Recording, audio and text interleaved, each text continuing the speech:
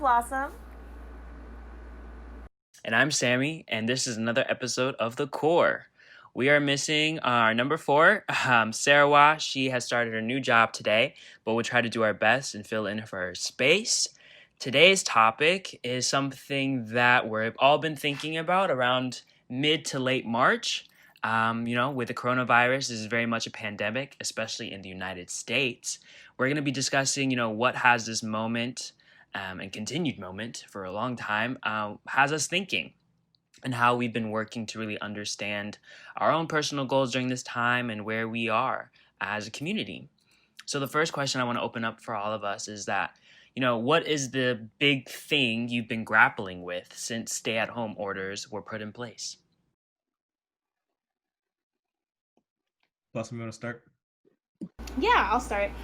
I think there's a lot of things I think Corona has obviously halted for everyone. But for me, I think one of the biggest things that I've been grappling with is kind of just staying at home or like being in isolation kind of.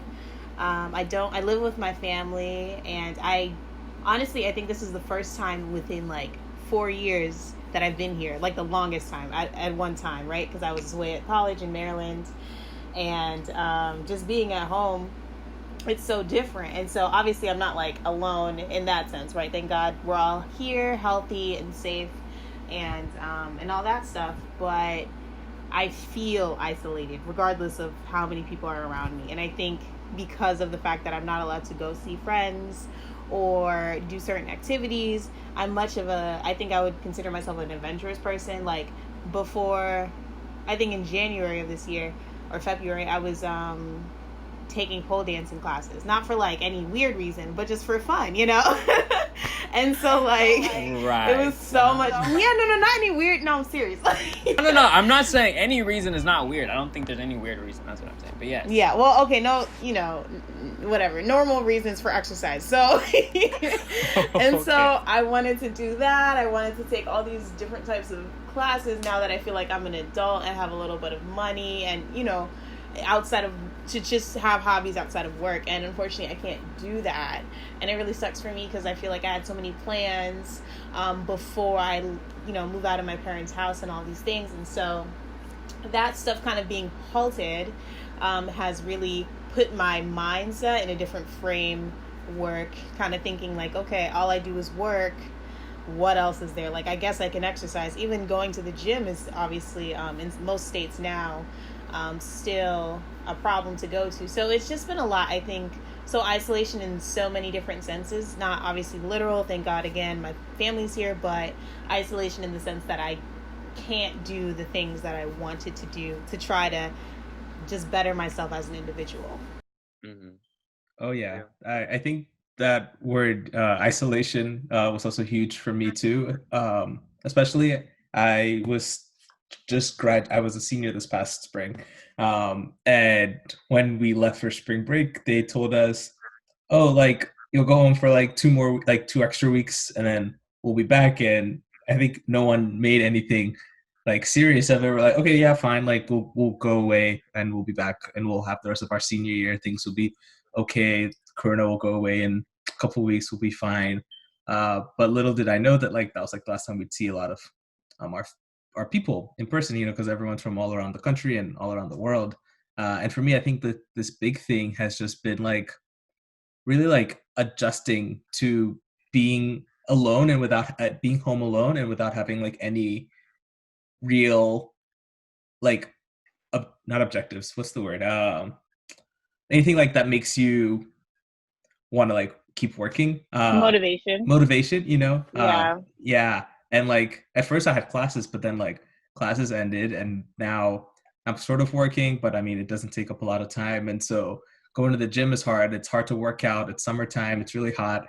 And I have all this free time and now I really don't know. And it's like I don't know what the future looks like. So it's hard to like plan for like, what's next. And so it's just really this awkward state of limbo that it's really hard to like normally like I turn to like my mentors or friends and say like, oh, like how are we like navigating this? Like what would you do if you're in this situation? But the thing is like this is the first time that we're all in this situation.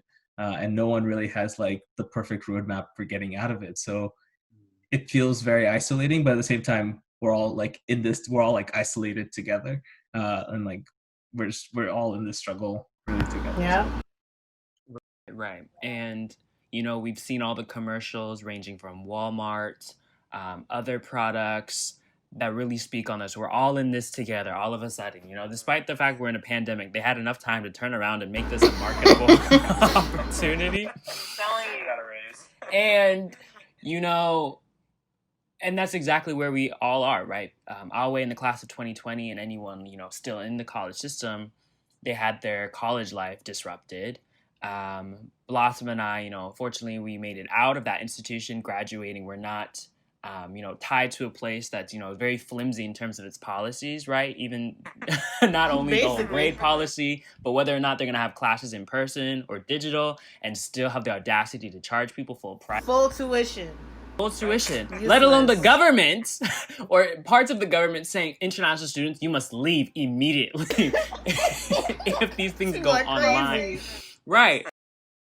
And this is where we are in July, where back in early March, I know myself, I had just come back from Taiwan where talk of coronavirus was like on the news since like early January. And I still hold out that mainland China did not hide anything. Data was given. It was very much the West saying, we'll see what happens. And I think it was both ends, but that's just me. Sorry. For sure. We'll save that for another topic, hopefully. I believe there was no issue because it was something like on everyone's mind, especially in that environment, in that place. And I bring that up because when I come back here, I was very positive and forward thinking and thinking, let me just go to this one cafe and that'll be my social interaction. But, it won't get bad. And then, of course, March came around. The end of March came around and things did get bad. Stay-at-home orders came in. I tried to be very positive. Everyone tried to be positive. Let's work out. Let's be cute. Let's get our bodies snatched. And that was like the biggest thing of concern, in addition to seeking employment. And I have to say, this is very, strange that we've turned, or at least myself, turned inward. Let's focus on myself. Let's work on my goals when ultimately this government really failed us entirely. And it's like we're living that every day when they made a certain bill that gave certain allocations to businesses rather than people, when talk of being evicted is still up for discussion in time of crisis, where people are still arguing about masks and their efficacy. Yeah. When we have surpassed 3 million cases, it's just like, I feel like this has always been, for me right now, I'm just like, wow, why isn't everything on fire as it should be? And because I think I always said this before previously, that we don't have anything to occupy our time with. We have no choice but to look at suffering, particularly of Black people, and, awful crimes that occur, and have this moment that facilitates, the protests and the voices of the people that's been happening continuously in this country. And that's why I'm like, what is the United States? Like, what makes us a country? Because there's always, I don't know how we are all of a diaspora. So I know that the idea of being American or U.S. citizen, like we've always heard, like Americans are this or that, very stupid or not very aware around the world, especially when you're involved in study abroad programs. Like that's one of the stereotypes you'll be hearing. And, America is not the best place in the world. And we can take it any type of outcome in terms of health, education, or equity. And we only tend to really surpass everyone by military spending, violence. I think this country is very uniquely violent. And of course, as I said, the number of COVID cases. Why do you think the United States is this weird amalgamation of, so much, I would say, what's that word? Contradiction, like a land of free and opportunity, and yet half of this country doesn't even have enough savings to be considered a savings, and yes, boom, in this crisis, everything is being exposed. Yeah, I can start with that. Like, I think it's I mean, I think you said it at This one is a point. lot. Sorry.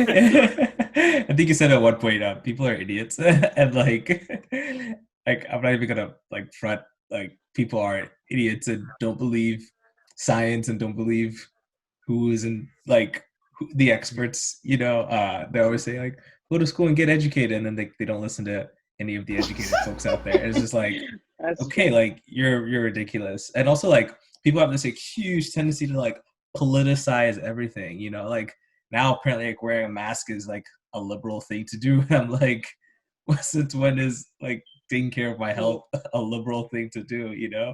And like we have like leadership like idiots who aren't taking this seriously enough. Let me be careful with my words. We have like these countries' leaders like they don't take it seriously enough. Like a few weeks ago, Trump had his rally, and he wasn't wearing a mask. People in this like who were at the rally, they all wearing masks. Like, how do you expect a country to take this pandemic seriously when the president himself and his people like are like, oh, it's nothing, it's no big deal. Right. So it just goes to show that like no one's really taking this seriously, and we just want to like always be fighting each other. Yeah, I mean, we know that America is still a relatively new country, and I wish I could blame it on that. Like, we're still quote unquote learning, but that's obviously not the case, right? Like, we've learned in the history books, or maybe not, I guess, because we keep, repeating the same mistakes, obviously, and we as a country. But I will say it's sad to see, right? Because like you said, Sammy, we're all immigrants. We're from the diaspora, or either child of immigrants or being immigrants ourselves. Like, we came here for the land of the free, the land of hope and opportunity, and to see it like snatched from us, like or not even given to us, right? It's not even an American dream; it's an American nightmare right now, and it's like this ain't it. This is not. It's very disappointing to see.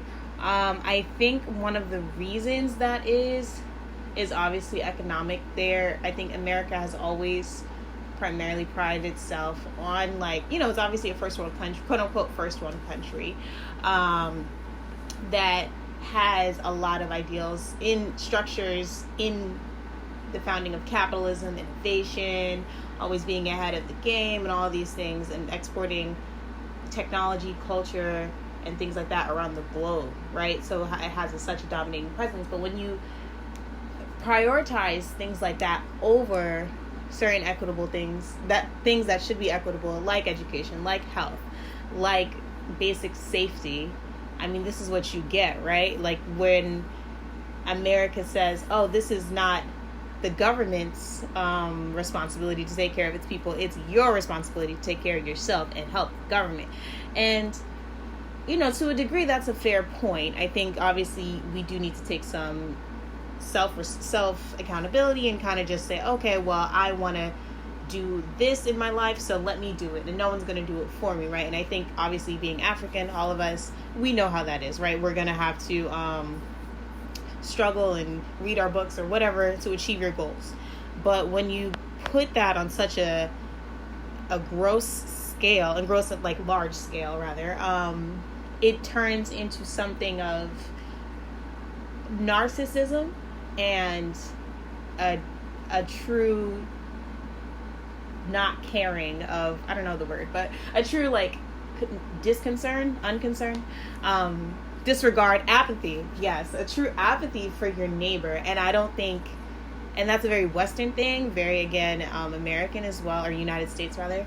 And most other countries do not look at themselves first. They look at a community as a whole. And so when you see that, it's like, of course, like, when people aren't going to be wearing masks because they think it's their individual God-given, quote unquote, individual God-given right. Like, of course, they're not going to be, caring about their next door neighbor being shot and brutalized, or whoever, or our black friends, or if you're a white person, your black friends, your minority friends, if you have any of those friends, they're not going to care about them getting shot, getting unequitable, unequal distribution of wealth and all these things, because it's like, it doesn't affect them. And then if the foundation of this country is literally on, again, money, and money that belongs to the white people, I mean, who wants to give up the power that they've, quote unquote, fought so hard to have? So, I mean, it makes sense. Do I agree with it? Of course not. But you can, like, to an objective standpoint, like, no one wants to give up their power. It is quite unfortunate, so we'll have to just, take it. But you gotta do what you gotta do, I guess. I don't know. It's a lot. Sure. And I just want to read some snippets of a CBS News article titled, for anyone interested, How Americans Are Perceived by the Rest of the World. Back in 2016. So Associated Press had their newspapers go around the world and ask people, what's the first thought that comes to mind when you hear the word America? A man, 39 years old, Christopher, from Toronto, Canada, says, the first word that comes to mind when I hear the word America is arrogance. They're big and loud and they're in charge of everything. Someone from Copenhagen, Denmark, capitalism, money rules everything. Someone from Moscow, a 21-year-old student, America is food, fast food, Coca-Cola. Someone from New Delhi, everything in America is high-tech, has a very liberal culture, great people in a country that drives innovation. Exactly what you're saying, Blossom. Some people from the Philippines, America welcomes all different races. I'm gonna let this person slide, right? I was like, okay, interesting. Probably capitalism, but I see it more as freedom, that every person can do what he wants when he wants. True freedom, but it costs a lot, I think, and sometimes it brings you lower than takes you higher. So exactly what Blossom is saying. We're seeing the highest ceilings are possible.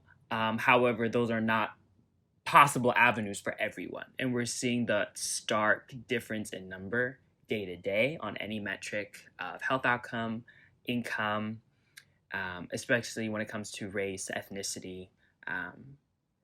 That's pretty much it. And the United States has never reckoned with that past to this day. It's honestly so sad, Blossom, I really resonated with your point that a lot of Americans are very individualistic and not community focused or community oriented.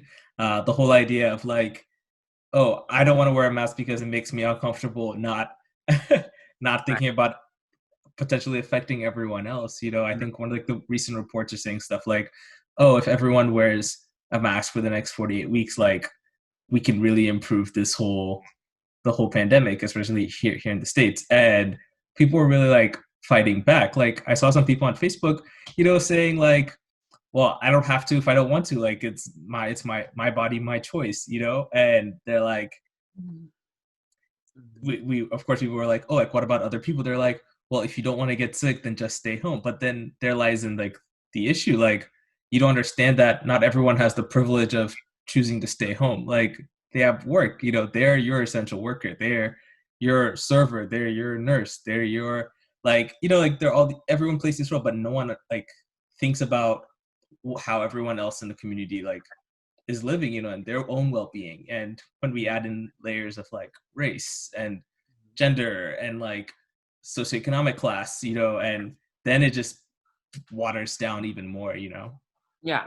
God forbid people have to wear a mask, but mention police brutality or the need of prison abolition and how that all connects to white supremacy. Of course, that doesn't exist. But of course, they're out to get you. We're all sheep all of a sudden.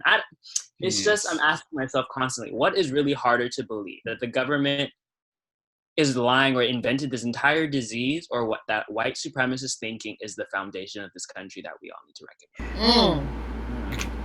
So that's a good question. Think about. And that's very meta, that's very national, right? Yeah. And that's always going to be in the background of our heads, because as everyone's saying, we have to worry about ourselves on some level. We have to worry about, job. We have to worry about what are our next steps, transitioning to grad school in your case, Awoe, as well as Sarah, right? What does that look like? And on a personal level, since our whole platform is about defining excellence, and what better time to renegotiate those terms than in a crisis, how have you navigated, excellence for yourself at this time? And that could be about employment, searching for work, grad school. Has this pandemic changed your plans or your values?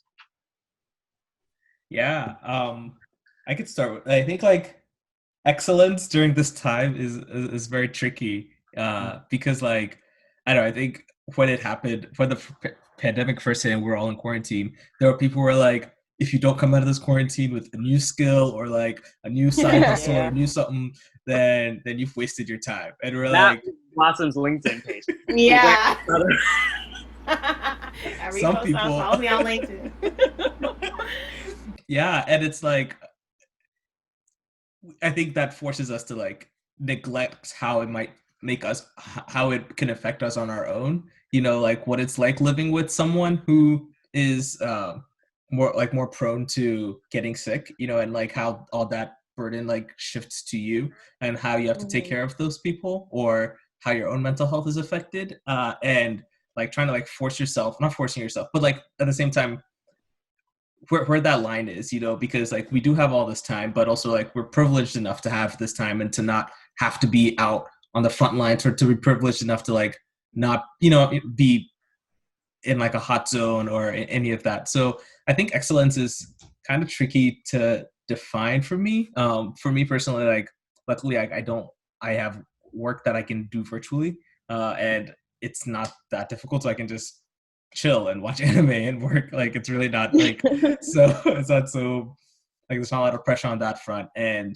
I'm already set on going to grad school. So like, it's not like I have to like think about, oh, like what am I going to do now? Or like, what's next? What are the next 6 months going to look like? But but that in itself is still uncertain, because they're saying, okay, like it's going to be online or it's going to be a mix. And like, that matters, because the grad school experience, I don't want to sit in my own bedroom and go to Stanford online from here. Like that's not what I wanted. Like I want to be over there, you know. Or even if I am over there and it's still virtual, now I'm paying for rent, which with money I don't have, for a job that's not promised at the other, you know what I'm saying? Like, what is this? And so trying to like achieve excellence in this time is a lot more challenging than expected, you know. But I think I said at the beginning, no one has experienced this before, like here in this present day. Like no one has experienced anything like this before, and so like we're all sort of in it together. Like if there's a gap on your resume or something, like, well, I mean, there was a pandemic happening, so like what could they expect? Right. Surprise! Somebody asked that. Somebody asked that of you? Somebody asked like recently. I was just doing some interviews, like, oh, what have you been doing since like, graduated, and like, it's like June, July. Can you please? I'm like, sis, I've been surviving the last 4 months. I've been alive. Jeez. Right.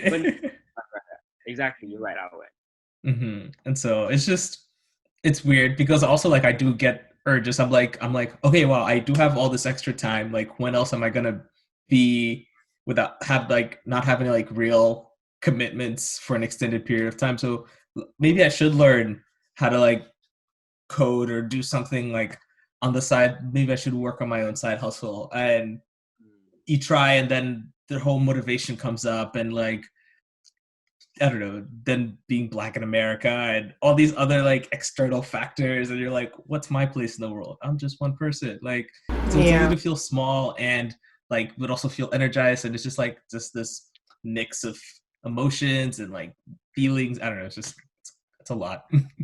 Yeah. I mean, we even touched on it last week, right? It's like a state of limbo that we don't know, that literally no one has ever gone through. We don't know, I mean, when it's going to be over. And it's just like, we just got to keep taking it day by day. I think for me, in terms of thinking about excellence or redefining it, I don't even know if I had to redefine it so much as just define it and think about it, really. Again, I probably mentioned this multiple times, but I live at home with my parents, and and I think, and for me, I think there was a point I was traveling a lot for work and just coming back every week, and I was like, it's not bad, because if I was living like on my own, I'd have to be paying rent or mortgage or whatever have you. And here, it's free, and so we thank God for that. And so for me, I think I was getting in a sense of complacency, and I was and I rebuked that in the name of Jesus Christ for the future. But I was getting in a sense of like comfortability, complacency. Obviously, I'm comfortable in the sense that, I'm safe, well fed, all that good stuff. But like in terms of my life, I was like, wow, I'm almost 23. And obviously there's nothing wrong with living with your parents. But for me, I wanted to kind of get out and move and kind of just live my life, right? And so just being trapped here. No, sorry. So just being being quarantined, I had to really sit back and think about it of like, okay, what do I want to do? Where do I want to go? Why do I want to go? If it's a different location, if it's like just my own place, or what have you. So I think that, for me, again, like living at home has just, like with anyone, I think, you kind of see a sense of like, you're going backwards, at least for me, being in my old hometown before college, seeing some of these same people at the Target, at the Walmarts, and I'm trying to, duck and run. I'm like, oh my God, like, just keep running if I look crusty, dusty. Right, mask all the way up, like, run away. But I think it will halt, to a certain degree, obviously, my freedom and, like, my ability to do certain things,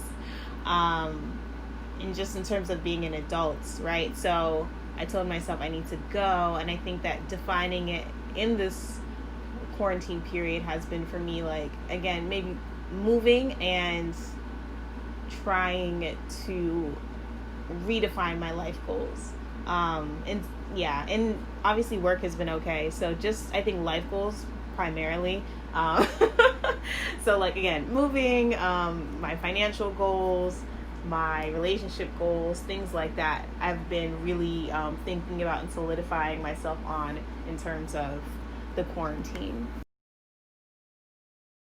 Yeah, and it's funny that you mentioned relationship goals, because I would say at the start of all this, that was what I was trying to work on, and then everything had to have been put on hold. And if anyone's listening, please don't meet up with people. Please don't interact with people. Just stay home. It's really not worth anything. No, it's not. Certainly not. You know what? Like, public shame doesn't work anymore because people still are traveling and just throwing caution to the wind. I'm just really shocked.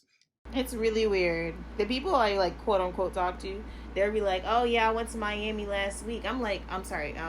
They'll be like, one of them was like, "Oh, I went in June." I'm like, "June of 2020 or 2019, right?" Right? I'm confused. It's like, no, it was June 20. I went to Miami. I said Miami, the one that's the new hotspot. I said, epicenter. And that's what it is, because so many people, when I was speaking to someone and I asked them, like, hey, why do you still think traveling right now, they're planning a trip in August, is still relevant, is still the best thing for you? I try to come softly. I was like, hey, can you tell me more? I'm curious. Right. But they really came for me. They're like, well, if you don't like how I'm doing things, you don't need to be involved. I'm like, whoa. This is all over text, so I'm just adding my own flair to how I read their messages. But it is something to say that people feel we are essentially abandoned, and people feel like they are free. Again, that freedom aspect of this country to do whatever they want. I can do whatever I want. Exactly. And so I think on a personal level, whereas, I've been working on, changing that LinkedIn profile several times, my little banner, getting my connections up to 500, people are like, well, I'm going to live my best life, whatever that means. And that can range from like, oh, I won't let this mask obstruct my breathing, I'm having problems, to traveling to Tahiti, Miami, what have you. And a bit about me, I think, if anything, as Blossom, as Awoe, you two have just been really echoing that this is a time of self-reflection. And if I could take anything from, LLC Twitter and people saying, get your money game up, I would say, like, have the sense of a goal, right? Like, have the sense of the terminology, the lexicon, and how things work, and then see if you want to go down that route. This is a little preview for Blossom's YouTube, but she YouTube channel and soon and later video about the topic. But when she had shared with me, a specific amount that she had saved by a certain age, I was like, whoa. And I wasn't, pressured, and I didn't feel challenged. I was like, whoa, let me consider this actually. And with the current employment that I'm seeking, I'm hoping that I become very frugal save all of that fellowship money that I'd be getting. And then, as Blossom was saying, after this year or two, when I am ready to move out, because I'm also at home, thankfully, I'd be able to rely on a nice stack of savings for a quick time. Right. Well, to a job.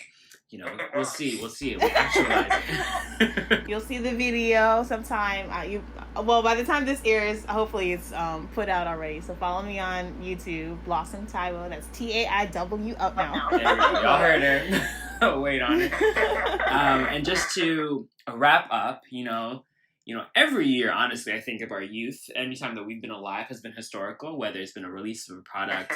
Our college years was a certain election that has shaped much of our popular discourse.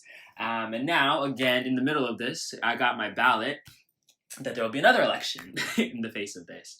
How do you envision remembering this year? Is this a time where, a lot of us are being politically conscious, from No Name to people out on the streets organizing? Is this a moment, where we step into our adulthood, of course, and that's like, you'll tell the story when you're 40, 50, 60. When I graduated college.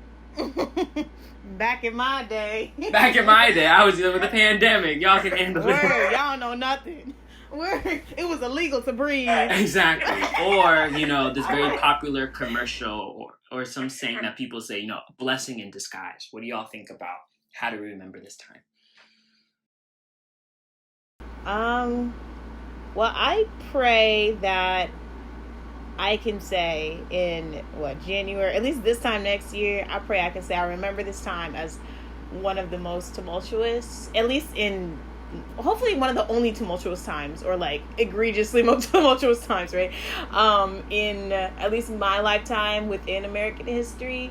And hopefully by next year we can say we'll never go back. We'll never do this again. We'll have proper leadership that hopefully by the Lord's everlasting grace will not get reelected, that will care for our citizens correctly, will not prioritize promoting Goya beans over wearing masks, things like that. I just hope that even when I'm older, I hope I can tell the story of like maybe not how I personally did things, because for me I'm very much pro quarantine. I'm like, I'm not doing anything. I'll donate my funds, donate my social media presence, all that stuff, but I don't know if my physical being will be outside marching in the streets, unfortunately. But I'll definitely say I've known people that have. We rallied against certain issues. We've actually promoted change. I hope and pray I can say that, like, oh, these police officers or one of the highest in the country, I think New York police officer, NYPD,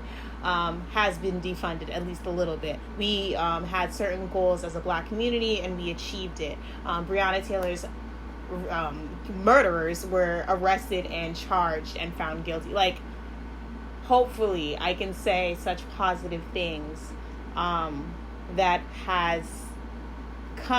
would have come, I guess, from such a terrible stir pot of like evil, honestly and truly. So hopefully I can say that.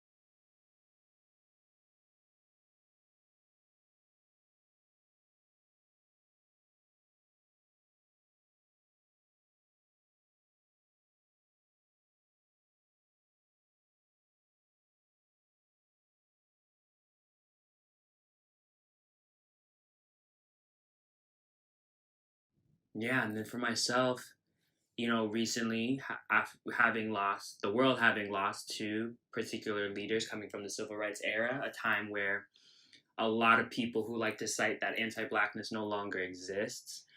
John Robert Lewis and Reverend Cordy Tyndall C.T. Vivian, people who existed with a violent anti-black apparatus that is the United States in their day, and they still existed to this point even after their passing, will continue even after our own passing. That's how I remember 2020. I'll remember how we started this year with an act of aggression, I believe, and against an Iranian general. And then after that time, of course, the loss of Kobe Bryant, his family, and others in the helicopter. That was this year? Yeah, that was February, right? I believe so. End of January, maybe early Yeah. February. Yeah. It's so much. It's crazy. The wildfires were this year. Sorry to cut you off, Sammy. All of this. When people try to make a environmental spin on Italy and the lockdowns, we're like, oh my God, the waters are getting clear again. Clearer. Yeah. All of this, when we're really grappling with, environmental pollution and the fact that our world has a certain deadline to make it before there is no going back, we're still grappling. As I always said, people have to see this. And then why did we have to wait till people have to watch someone die on TV to somehow say that Black death and its rates of violence, again, at the hands of the state is something to care about? Right.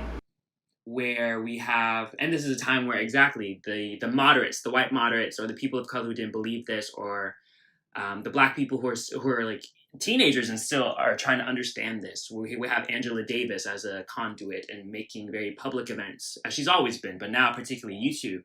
Nikki Giovanni, these events where people are hosting things on Instagram, No Name and her reading list, her book club, all these tools that are, increasingly more accessible. And of course, it is always going to be at the hands of people who've been doing this work for decades, for generations, grassroots at the start, to really push us, people, who may be targeting other avenues of change, who may be working within the system, to always ask ourselves, is this really what we think it is?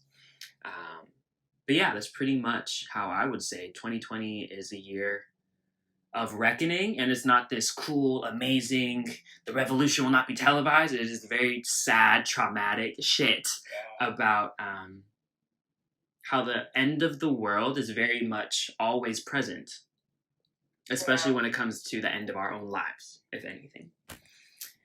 Yeah. Yeah. And on that note, the end of this podcast. End of this episode. Just a snippet, of course, of how the three of us, unfortunately, we couldn't have Serwah, have been reflecting on how, as Blossom came up with a beautiful title, how Rona has got us thinking. We hope our listeners, our viewers, have been reflective as well and have been, staying safe, being resolute in what still makes them enthusiastic and positive when they wake up in the morning.